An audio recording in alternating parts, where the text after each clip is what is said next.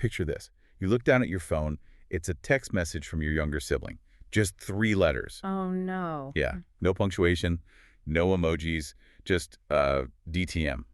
That is terrifying. There really is. And suddenly, you are just spiraling. You're scanning your memory, reviewing your recent behavior, trying to figure out, like, what you did wrong to get hit with those 3 letters. It is a phenomenal little social speed bump. You know, you're just cruising along thinking everything is fine, and those 3 letters just completely halt your momentum. Right, because on the surface, they look like nothing, right? Oh, Just yeah. a random string of consonants. Yeah. But if we pull together the cultural commentaries, the slang dictionaries, and the behavioral articles we've compiled for this deep dive, it becomes pretty clear that those 3 letters are doing some serious heavy lifting. Oh, absolutely. They aren't just a shorthand way to type faster. Exactly. They are a mirror, reflecting someone's very pointed critique of your behavior. Welcome to the deep dive, by the way. You're glad to be here for this one. Because our mission today is really to decode DTM. We're going to figure out exactly how and when to use it, and we're going to put ourselves and you listening right now to the test to see if we are, in fact, DTM ourselves. And we're going to look at the psychology behind why modern internet culture values this kind of extreme, almost apathetic efficiency. Because this isn't just a basic dictionary definition we're talking about. Right. It's a look at how digital language uses extreme efficiency to communicate, well, complex social critiques. Okay, so I am absolutely guilty of this behavior, but let's establish the baseline first. For anyone who doesn't know, DTM at its core stands for doing too much. Doing too much. Yeah. It is the ultimate modern label for being extra. It's the accusation that you are being overly dramatic or, specifically putting way more effort into a situation than is actually required. Which is such a fascinating sociological shift, if you think about it. We used to culturally reward effort. Trying hard was the goal. Right, like get an A for effort. Exactly. But internet slang has evolved to prioritize chillness. DTM is almost like the weaponization of apathy. Wow, weaponization of apathy. I like that. It's a way of saying your enthusiasm or your anxiety has breached the acceptable limits for this specific interaction. So the classic example that comes up in our source material involves running late. Imagine you are meeting a friend and you realize you're going to be 5 minutes behind schedule. Just 5 minutes. Just 5 minutes. But instead of shooting over a quick, hey, running 5 late, you completely panic. You proceed to write a 10-paragraph text message detailing the traffic patterns, the existential dread of being tardy. The fact that your alarm didn't go off because your phone updated overnight? Yes, the entire backstory of your morning routine. Which is basically you trying to preemptively apologize for something the other person probably doesn't even care about yet. Exactly. It's the digital equivalent of showing up to a casual, relaxed beach hangout wearing a full, custom-tailored tuxedo. A tuxedo on the beach. Right. The effort you are putting in wildly mismatches the reality of the occasion. You are sweating in the sand, you've got sand in your polished dress shoes, and everyone else is just sitting there in flip-flops wondering why you are trying so hard. I love that visual. But I'd argue it's not just that you're overdressed.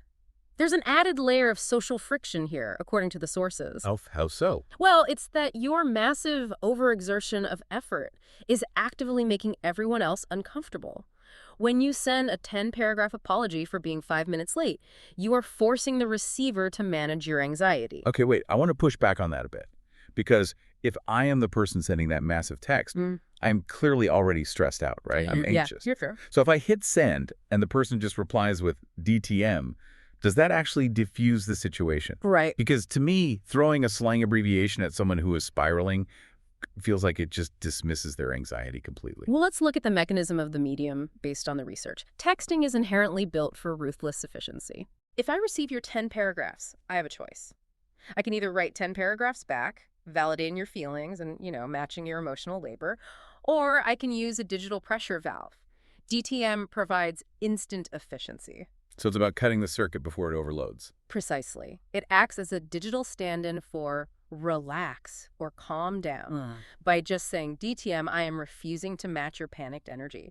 And it's actually designed to add a tiny bit of humor to the critique. Right, so the letters speak for themselves. Exactly. It's a colloquial, slightly wry way of saying, hey, I love you, but chill out. The brevity is the point. It acts as a rapid-fire intervention, so I don't have to write a careful emotional response. It's the smirk instead of the scowl. Yeah. You're saying the tuxedo's ridiculous, but you're tossing me a pair of sunglasses while you say it. That's the intention, yes. It injects levity. But that ruthless efficiency we just praised, that's exactly what sets the trap. Because when you strip away the context, you leave a massive void. And that brings us to the brunch scenario from the text. Oh, the brunch scenario. Because if efficiency is the whole point of this slang, brevity leaves a huge amount of room for misinterpretation. How you say DTM completely changes what it actually does. Tone is the invisible architecture of internet slang. Without it, everything just collapses. Let's set the scene for the listener. You are out at a nice brunch, the food arrives, and we've all seen this happen. Someone at the table refuses to let anyone eat because they need to take at least 100 photos of the spread. Oh yeah, they are standing up on the chair to get the overhead angle. They are rearranging the salt shakers. They are waiting for the perfect sliver of natural light to hit their avocado toast. It is a textbook doing too much moment. It's the peak tuxedo on the beach behavior. So you toss out a DTM. If this person is your best friend, the dynamic is solid. They know you were teasing them about their impromptu culinary photo shoot. But what if this isn't your best friend? Right. What if you are at a networking lunch with a new coworker and they start taking photos of their food and you just casually drop a DTM on them? The air instantly gets sucked out of the room.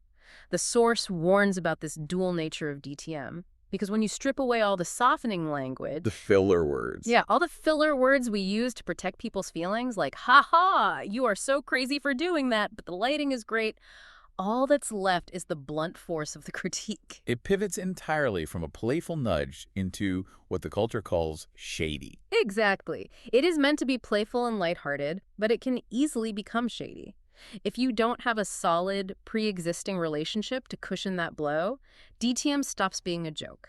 It bypasses playful completely and lands straight on rude and dismissive. You are essentially flat out calling this new coworker dramatic or vain or insecure. Right. You are judging their character, not just their actions. It's a fascinating vulnerability in the language. You can't just throw this acronym around the office Slack channel and expect people to think you're charming. Definitely not. It requires an established social safety net.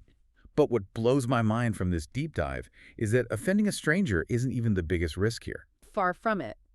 The real danger of this extreme linguistic efficiency is that you might be using the perfect tone. You might be talking to your absolute best friend, and you could still be using entirely the wrong definition. The multiverse of DTM. Because doing too much is just the baseline.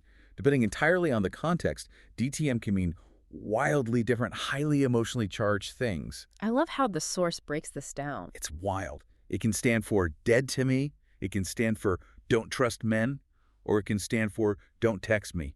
Let's just pause and appreciate the sheer cognitive dissonance of those options. It's terrifying. So let's run a hypothetical based on the source to really highlight the stakes of this. Let's go back to the brunch table. Your friend is standing on the chair, taking the 100 photos of the waffles. Right. You text them from across the table, meaning to be funny. Yeah. You type DTM. You mean doing too much.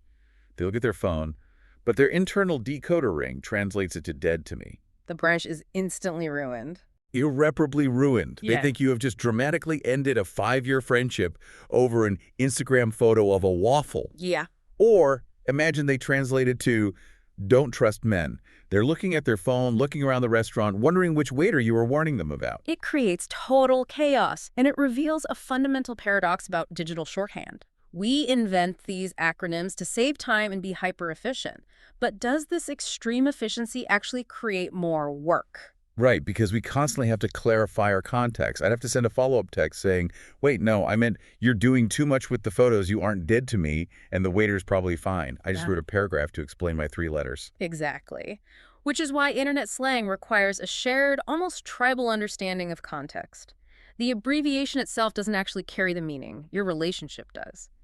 The specific dynamic between the sender and the receiver is the only thing that decodes which of those 4 extreme meanings is the correct one. So if I use DTM with you, I am assuming you speak my specific dialect. Precisely. If your friend at brunch knows you are generally a dramatic person who speaks in hyperbole, they might legitimately think you mean dead to me. If they know you are cynical about dating, they might jump to don't trust men. Wow. The efficiency only works if the shared tribal knowledge is already rock solid. If that context fails, the efficiency backfires spectacularly. Okay, we have spent a lot of time analyzing the mechanics of this and looking at other people, the sibling sending the text, the person writing the 10-paragraph apology, the brunch photographer. Right. But I think it's time we pivot. Let's turn the lens squarely on ourselves and on you listening to this. Because we know the definition, the tone, and the risks. So are we guilty of it? Well, the source says we all are at some point. It is a universal human experience to occasionally put the tuxedo on at the beach. So it is time for the mirror test. Are you DTM? The research highlights some very specific, everyday symptoms that prove you have crossed the effort threshold. I'm going to throw a few of these out, and I want you listening to be really honest with yourself about whether these hit a little too close to home. Have you ever spent 30 minutes color-coding the apps on your phone screen by gradient? I mean, aesthetically pleasing, but undeniably a lot of effort. How about this one? Have you ever rehearsed a 2-minute voicemail out loud in your car 3 times before actually dialing the number? The psychological preparation for an asynchronous conversation. Or, and this is my favorite one from the text, have you ever created a thumb-slide PowerPoint presentation, complete with transition effects, just to convince your family to consider your dream destination for the next vacation? That is corporate synergy applied to a family road trip. It's amazing. I'm going to throw myself on the sword here and confess. Let's hear it. The voicemail one. That is my exact neurosis. I will sit in my car, I will physically write out bullet points on a sticky note, and I will practice my casual, hey, just calling to catch up, greeting multiple times so it sounds perfectly breezy. The irony is, I am putting in an agonizing amount of effort, just to sound like I'm not putting in any effort at all. I am undeniably seeing doing too much. Which of these hits closest to home for you listening? I bet there's at least one.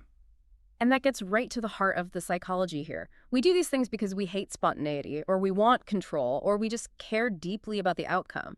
But it's very easy to look at that list, the color-coded apps, the rehearsed voicemails, the vacation slide decks, and feel a flush of embarrassment.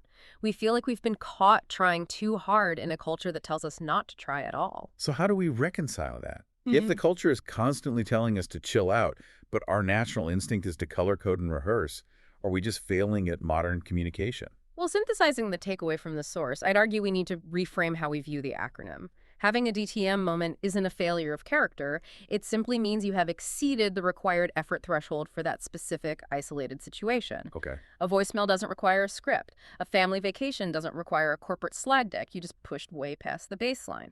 Okay, so if I shouldn't be mortified that I'm scripting my voicemails, what is the practical takeaway? When I catch myself in the middle of writing that 10-paragraph text, what is the play? The key, according to the text, is self-awareness.